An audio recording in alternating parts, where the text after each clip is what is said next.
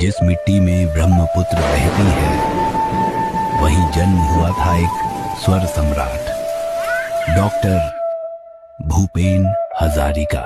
8 सितंबर 1926 असम के सादिया में जन्मे भूपेन दा केवल गायक नहीं थे, वो थे असम की आत्मा।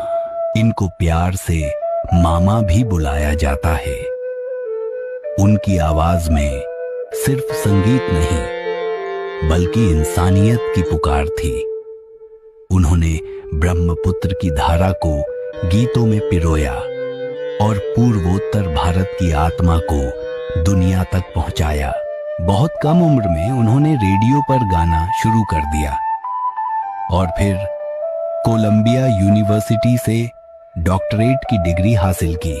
भूपेन दा जब गाते थे ना,